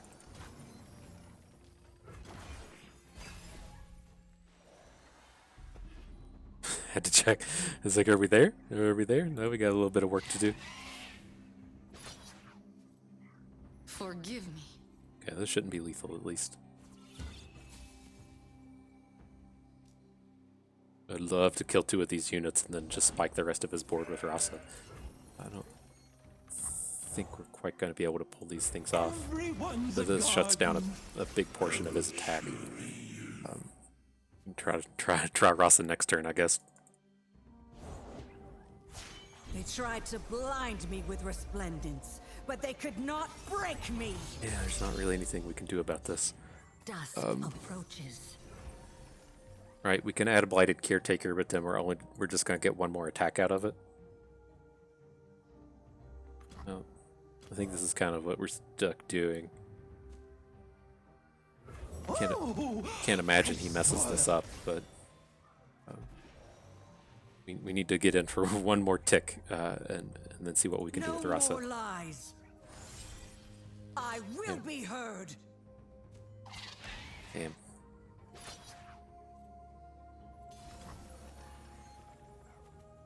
Okay, missed his attack with the Shadestalker. My saplings. These are all going to fall off. I think we're going to be 1 short this game. Or 2. Rasa does 2. Our ancestors are watching.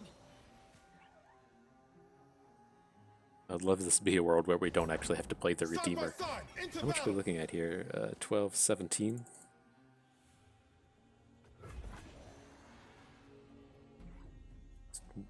One mana too expensive. Ever since Rasa got boosted up a point. Oh, he doesn't attack with everything? Stand strong. Okay. Give us that chance. Injustice. Right, we can draw that Doom Beast and still sneak our way out of this one. He's just gonna Guiding Light us. That's the way that dumb card's gonna pan out, but we'll see. I fight Sure. for the fallen.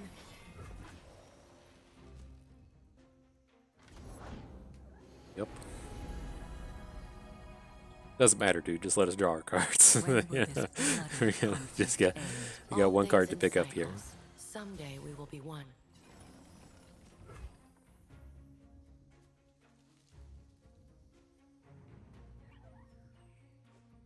Yeah, we can't win now because we can't get our Doom Beast down at this point. Is there anything else in here that'll get us out of this? The 1 Doom Beast. I don't think so. All right. Boo. Damn. Just couldn't quite get aboard against that. Just too much. It was I wasn't. It just kind of like his deck had it all as far as the early game with the Diana and then having the remembrances with the Lux. It's just there's only so much you can do about that when their deck has everything. But I mean, given that this is a not top tier Lucian deck, I'm pretty happy to get this to the final battle. We started out with the the game going against us, right? And we had quite a bit of just bad cards in our deck. Like if we're wanting to just scroll through and look at everything that made the cut, I mean, there was a Chain Vest. Here's Cursed Keeper. I know we have some real champions in here. We got 2 Ravenous Butchers. Encroaching Shadow was just something we probably could have done something different on this pick. I just wanted to try the Shadow because I still haven't had a chance to play it. Then there's the second Butcher, Ancient Crocolith. So like when we're looking at the trades that we get to make here, it's not really the trades you want are to have a good deck and then be trading your your mediocre into good. We were just having to trade our bad into mediocre, which is just the way things will go sometimes. But yeah, I mean, if you're looking at the cards that we're able to trade out, this is just where I should have looked as far instead of looking for bad cards in the draft. But when you look at your trades and see, Chain Vest, Double Butcher, Ancient Crocolith, the Cursed Keeper, the Chronicler of Ruins Find, and then the Undying. If you want to pull it up on the site, I'm pretty sure the Butchers and the Crocolith and the Keepers are gonna be X's, and the Undying probably also an X. And so to have a deck that was like 1, 2, 3, 4, like six out of 36 cards that are bad, so just like 20%, a little less. I'm pretty happy with that when you take a deck that has that much chaff and filler in it and push it into a deck that can go to 7. It really kind of shows the strength of the Lucian pool and the Blighted Caretakers. But nonetheless, to kind of give a recap on how I like to look at these decks, the big thing, the kind of like shell of this deck that we're really looking for, and this applies to the Callista side too. This deck and the Callista deck are, I don't want to call them exactly the same deck, but the core 10 cards are exactly the same, be it Lucian or Callista, are going to be the champion that you have 3 of, and you're looking for 3 Blighted Caretakers. 4 sucks, like you really don't want 4. 3 is the magic number, but we'd rather have 4 than 2. You're going to look for 3 Neverglade Collectors. If you can never find 3 anymore, good luck. High five to you if you can find 3 Neverglade Collectors. But 1 is kind of the number that I think we're able to find now, which I think is much healthier for the format than it used to be. And then you're going to want 1 Rekindler. I don't want to harp on this too much, but like this was like the exact change I kind of put out there that I felt like needed to happen to Neverglade Collector. Do whatever you can do to limit the number of collectors that you can find to 0 to 1. It should be kind of like epic quality. It should be probably a little bit easier to find than epic. There's a lot of epics that you just never see, but you shouldn't have these decks to where you just easily find 3 of these. They were all just way too good. But aside, that's the core of the deck, right? The 3 Lucians, the 3 Caretakers, the 3 Collectors, the 1, where'd he go? The Rekindler. And then beyond that, the next important thing to pick up, in my opinion, are the Hapless Aristocrats. We didn't see any in this run. That's fine. The deck was still good enough to get to the final battle without them. But you could see in so many games, like it feels like in probably like 50 to 75% of our games, it was just like this game would be so easy if any of these 1-drop units were actually just Blighted Caretaker, or not Blighted Caretaker, but Hapless Aristocrat. It's just being able to come down, interact with your opponent's 1-drop, and then just have a unit sitting on the board ready to be sacrificed. It's so good, so good. But we didn't find any. That's okay. But in this style of deck, where I look at this as more of kind of like the aggro Lucian, usually looking for like 8 to 10 1-drops. It feels like a lot, but you can get a lot of value out of these. And these draws do really fall flat if you're ever having a caretaker that you can't sacrifice a unit to.